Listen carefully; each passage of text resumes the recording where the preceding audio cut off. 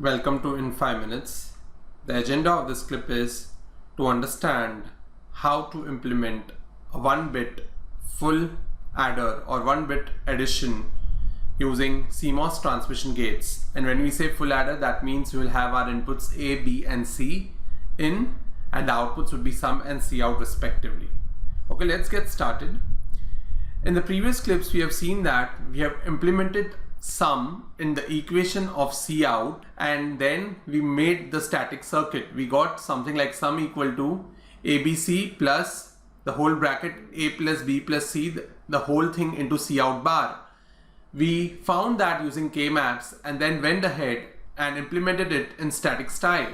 Here we have to use transmission gates. So let's get started with that. Let's start with the sum. Sum is nothing but A XOR B XOR C in. Our propagate signal is nothing but A XOR B. So sum is nothing but P XOR C in. So basically sum is nothing but XOR implementation.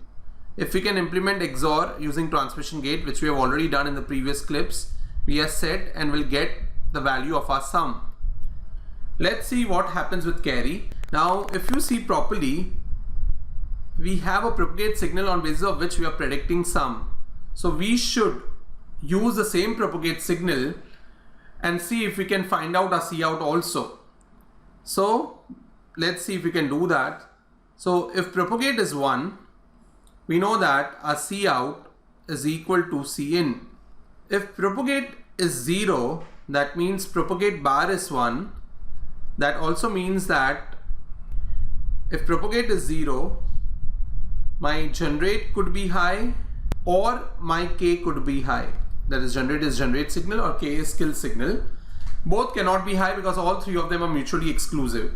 Let's see what will happen when my propagate is equal to 0. When propagate is equal to low, it says that my A and B are not alternating. If they both would have been alternating, means one of them would have been a 1 and the other one would have been a 0, then my propagate signal would have been a high. But that's not the case. Propagate signal is low, so both are not alternating. This gives us a very important realization. That means A is equal to B. Now there can be two cases. Case 1, when A equal to B equal to 1, and case 2, when A equal to B equal to 0. If both of them are 1, we know that our C out is equal to 1, and if both of them are 0, we know that our C out is equal to 0. So can we easily say our C out when propagate is equal to 0 is nothing but the value A or B, because A is 0, C out is 0, A is 1, C out is 1, or we can also say because B is 1, C out is 1, B is 0, C out is 0. So we'll just implement this using transmission gate. Here also we will need a propagate signal, so we will need an XOR gate. We'll also need P bar signal, so we'll need an XNOR gate also, which we have already implemented previously, but we'll quickly implement again. And we'll keep this in our mind so that we can go ahead and achieve the functionality.